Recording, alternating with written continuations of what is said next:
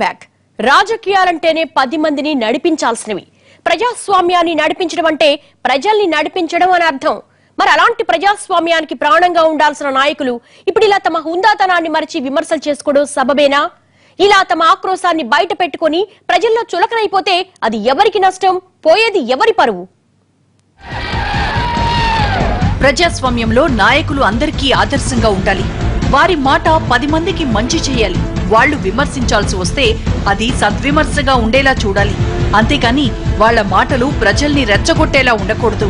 ప్రజల మనోభావాల్ని దెబ్బతీసేలా మారకూడదు. రాజకీయాలు, పార్టీలు అన్నాక విధానపరమైన భేదాలు చాలానే ఉంటాయి. కానీ వాటికి తమ వ్యక్తిగత ఆవేశాలను అద్ది మరీ ఇలా స్థాయి దాటి ఇరుపక్షాలు విమర్శించుకోవడం మాత్రం బాధ్యతారాహిత్యమే అవుతుంది.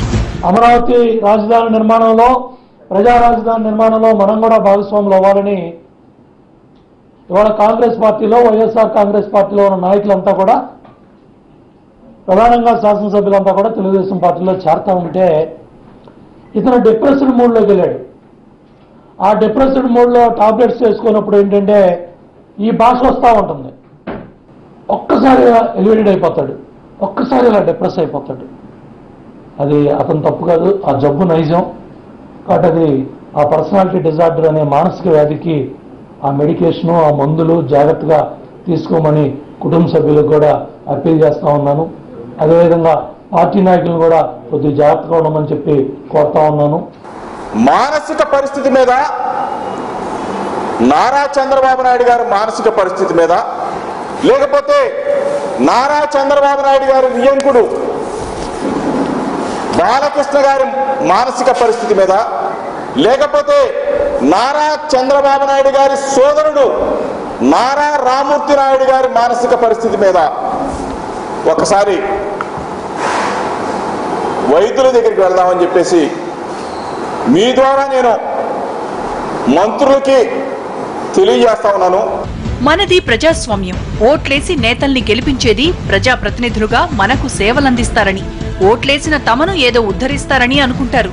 రాష్ట్రంలో వేలాది సమస్యలు తిష్టవేసు కూర్చున్నా వాటిని పట్టించుకోకుండా ఇలా ఒకరిపై ఒకరు విమర్శలు చేసుకుంటూ ఉంటే అది ప్రజాస్వామ్య మనుగడకే ప్రమాదమన్న భావనలు వినిపిస్తున్నాయి.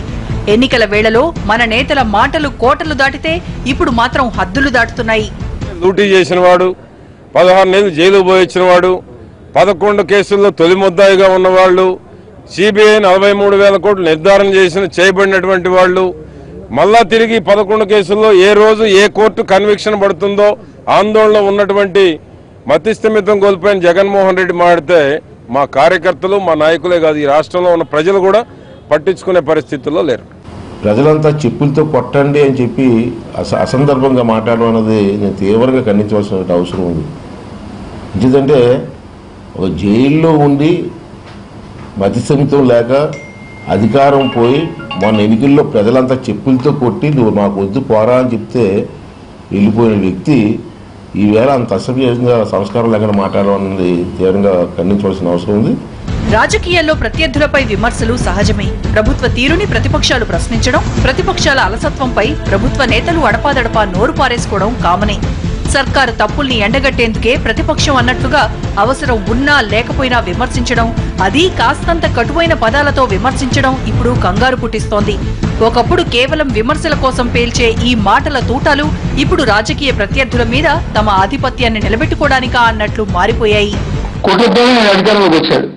అన్నింటే ఆయన తాలూకా ఇంత డబ్బుతోనే ఆయన వచ్చి కార్యక్రమాలు జరుగుతున్న విషయం కూడా 2 సంవత్సరాలు అయింది ఆయన అధికారంలోకి వచ్చి. చేసింది ఏమీ లేదు. మోసం, దగ, వంచన, నైవంచన, దోపిడీ. ఈ రోజు మా సీఎం గారి గురించి మాట్లాడితే మాకు కూడా చాలా బాధాకరంగా ఉంది. ఏది ఏమైనా జగన్మోహన్ రెడ్డి అనంతపురం జిల్లా దాటి వెళ్లిపోయే ముందు మా చంద్రబాబు నాయుడు గారి గురించి ఏదైతే మీరు మాట్లాడినారో అది తప్పు అని చెప్పి జిల్లా నుంచి వెళ్లాలని ప్రత్యేకంగా అందరి తరపున కూడా జగన్మోహన్ రెడ్డి గారికి కూడా మేము హెచ్చరిస్తున్నాం. ఇలా 2 పార్టీల నేతలు తమ స్థాయి దిగజారి ఇలా తిట్టుకోవడం కొత్త చర్చకు దారితీస్తోంది. ఇలాంటి మాటలు రాజకీయాల్లో హుందాతనం తగ్గిపోతోందన్న భావనకు అద్దం పడుతున్నాయి. అధినేతలే ఇలా నోరు పారేసుకుంటుంటే వాళ్లను చూసి కార్యకర్తలు ఇంకెంత రెచ్చిపోతారో అన్న భయాలు పుట్టుకొస్తున్నాయి.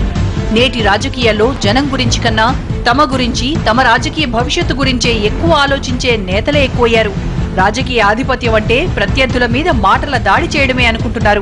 ఏ హామీ కూడా నెరవేర్చలేదు కాబట్టి ఈ ప్రభుత్వానికి బుద్ధి రావాలి అంటే తెలుగుదేశం పార్టీ నాయకులు గాని ముఖ్యమంత్రిని అయినా సరే వస్తే చెప్పుతో కొడితేగానే వాళ్ళకి బుద్ధి వస్తుంది అన్నట్టు మాట్లాడారు. అది ఆ సందర్భానుసారంగా మాట్లాడారు. అది కాకుండా ప్రజల అభిప్రాయాన్ని ఆయన వెలిబుచ్చారు. ఇటువంటి ఉన్మాదులు ఎంతమంది మాట్లాడినా అతను వెనక్కి తీసుకోమని చెప్పి మేము డిమాండ్ చేయట్లేదు. నేను అతను కనుక అటువంటి పిచ్చి పిచ్చి మాటలు మాట్లాడితే రాష్ట్రం నుంచి తరిమే రోజులు దగ్గరలో ఉన్నాయి. ముఖ్యమంత్రి గారిని తండ్రి వయసును కూడా చూడకుండా అలా మాట్లాడటం చాలా బాధ కలిగిస్తుంది మా అందరికి కూడా. వాస్తవానికి జగన్ చేసిన వ్యాఖ్యలు విమర్శనాత్మకంగానే ఉన్నాయి. 2 ఏళ్లలో ఇచ్చిన హామీలు నెరవేర్చడంలో ప్రభుత్వం ఎక్కడ విఫలమైందో బహిరంగంగా నిలదీసే హక్కు ప్రతిపక్ష నేతగా అతనికి ఉంది. కానీ ఆ ప్రశ్నించే తీరు కూడా అంతే హుందాగా ఉండాలి తప్ప వాటిని ఎవరూ ప్రశ్నించేలా ఉండకూడదు. కానీ ఇప్పుడు అదే జరిగింది.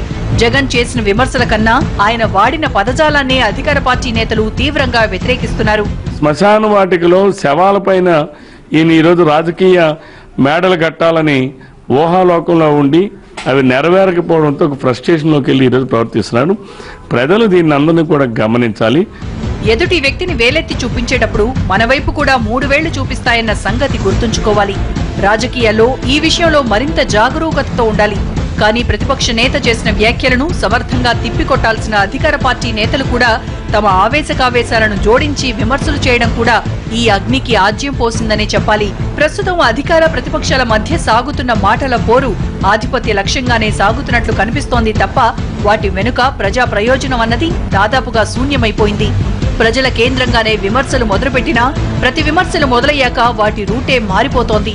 అంతేకాదు ఇలా 10 మందికి ఆదర్శంగా ఉండాల్సిన రాజకీయ నేతలు కాస్త చౌకబారు విమర్శలు చేస్తూ ఉంటే రాజకీయాల హుందాతనం తగ్గిపోవడమే కాదు నేతల మీద ప్రజలకున్న గౌరవం సన్నగిల్లుతోంది.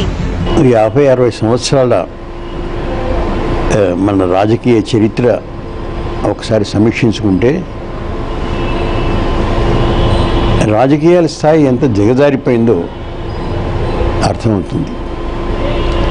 రాజకీయాల స్థాయి దిగజారిపోవడానికి ఒక సూచన నాయకులు మాట్లాడే భాష. నాయకుల మాట్లాడే భాషే ఒక గీట్రై రాజకీయాలు ఏ స్థాయిలో ఉన్నాయి అని అనుకోవడానికి తెలుసుకోవడానికి. ఏదో ఎన్నికల సమయంలోనూ లేకపోతే తీవ్రమైన వాదోపవాదాలు సభలో జరుగుతున్నప్పుడు ఎవరన్నా మాట తూలారంటే పోనీ అర్థం చేసుకోవచ్చు. కావాలని పనిగట్టుకొని రకరకాల పదాలను అబ్యూజివ్ లాంగ్వేజ్ వాడుతున్నారు.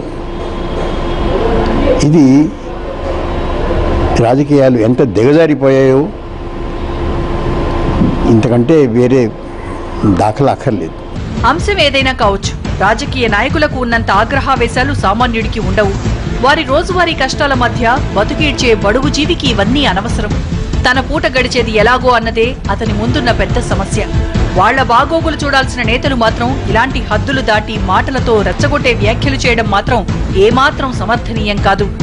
కోటి కష్టాలతో కొత్త ప్రయాణం మొదలుపెట్టిన రాష్ట్రాన్ని ముందుకు తీసుకెళ్లాల్సిన బాధ్యత ఇద్దరి మీద ఉందన్న విషయాన్ని గుర్తుంచుకుని ముందుకెళ్తే అదే రాష్ట్రానికి శ్రీరామ రక్ష.